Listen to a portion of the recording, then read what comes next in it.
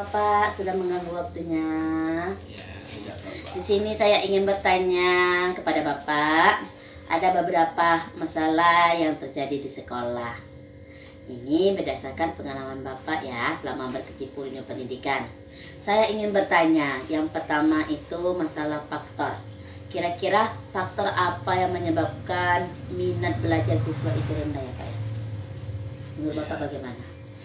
Ya, kalau menurut saya sebagai guru di sini ya, untuk minat faktor-faktor yang mengurangi minat belajar siswa itu biasanya dikarenakan teknologi sekarang.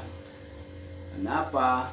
Siswa itu sekarang sudah mengenali apa namanya itu HP, main game, sehingga pelajaran yang akan dipelajari dia itu tidak terfokuskan. Dia hanya terfokus dengan game dan sejenis elektronik lah ya. Elektronik ya Pak ya? Ya. Oke, berarti teknologi lebih Pak ya? Ya, teknologi. Lebih ke gadget Pak ya? Ya. Oke, jadi dia tidak ada lagi kemauan ingin belajar Pak ya?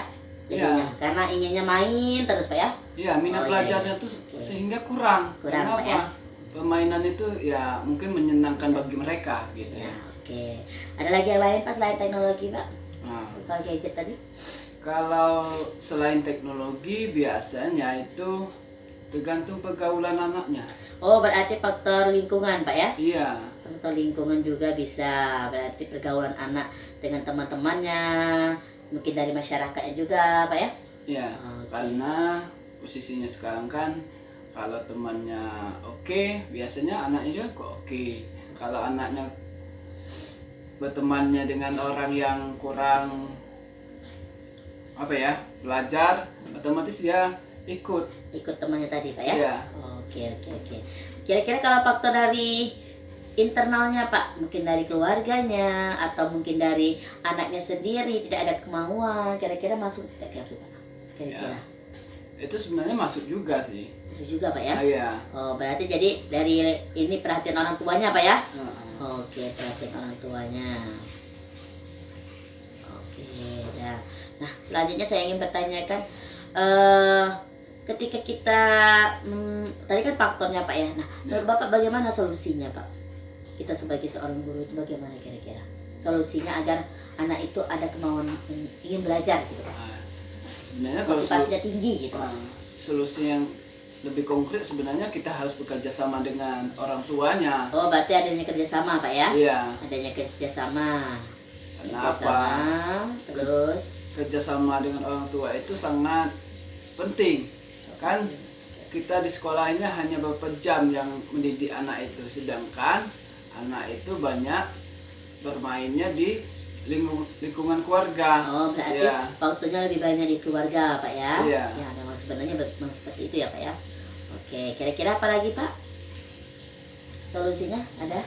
Nah, solusinya juga kalau kita sebagai guru sih, ya, kalau memang kita ingin memberi motivasi kepada anak, sebenarnya cara ngajar kita mungkin memakai metode-metode yang menarik.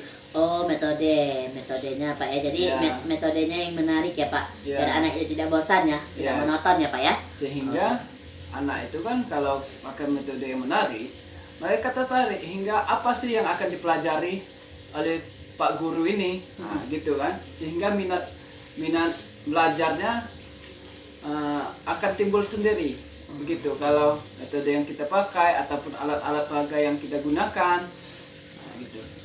Kalau kira-kira solusinya kalau guru itu ramah, tidak suka marah, itu masuk solusi juga tidak Pak? Biar anak itu minat belajarnya tinggi gitu. Kalau Minat belajarnya gitu. ya semestinya seperti itu, guru itu tidak harus marah dengan Marah terus ya Pak ya. ya. Kalau Oke. kita marah dengan anak-anak, itu biasanya anak semakin takut dan akan melawan kita. Kenapa? Kekerasan itu tidak semestinya menjadi solusi untuk mendidik anak. Oke. Nah, ketika Bapak memberikan pembelajaran, itu kan ada pada matematika yang berhitung. Kebanyakan anak itu kan tidak suka yang namanya pelajaran matematika, apalagi katanya berhitung bosan, tidak suka, tidak mau. Nah, bagaimana strategi Bapak agar pembelajaran yang namanya berhitung itu anak-anak itu bisa suka gitu, semangat gitu. Nah, Kalau gimana, Bapak? kalau masalah berhitung sebenarnya kita sebagai guru akan menganalisis bagaimana cara menghitung itu mudah dipahami oleh siswa. Mungkin kita belajar dari internet bagaimana cara menghitung sambil bermain gitu. Ya. Sehingga siswa itu tertarik. Berarti berhitung ini tidak membosankan karena ada sejenis, mungkin ada permainan sedikit di situ. Gitu aja. Betul, itu saja Pak ya? Iya. Oh gitu. Nah, ketika Bapak memberikan sebuah soal, misalnya soal yang beruntun ya Pak ya, misalnya ada pertanyaan soalnya itu tuh, jelaskan apa itu ekosistem dan berikan contoh ekosistem darat. Nah, itu kan anak-anak biasanya kebingungan Pak ya, dia hanya menjawab arti dari ekosistem saja, tapi tidak memberikan contoh, padahal di sana dipinta 2. Nah, bagaimana cara Bapak agar anak memahami sebuah soal gitu? Itulah kelemahan di SD ini. Kita sebagai guru SD ini masih banyak siswa ini yang tidak memahami apa arti dari sebuah kalimat itu. Oke, Ya. jadi kalimat Ya. Pak ya, jadi mereka tidak paham dengan kalimat Pak ya? Iya. Apa perintahnya, mereka belum paham gitu. Nah, jadi kita sebagai guru itu solusinya dari sebuah masalah itu adalah kita sebagai guru harus punya semangat, punya kerjasama dengan orang tua, dan metode kita yang bervariasi Pak ya. Iya. Berarti yang menarik biar anak itu semangat Pak ya. Iya. Oke, berarti ini saja Bapak. Terima kasih banyak atas waktunya. Oh, berarti saya sudah tahu. Oh, ini permasalahannya kenapa anak bisa tidak semangat belajarnya, tidak suka pelajaran ini, pelajaran itu. Oh, terima kasih banyak Bapak. Ya, Saya sama-sama, Bu. ucapkan Assalamualaikum warahmatullahi wabarakatuh. Waalaikumsalam warahmatullahi wabarakatuh. Semoga sukses ya Bu.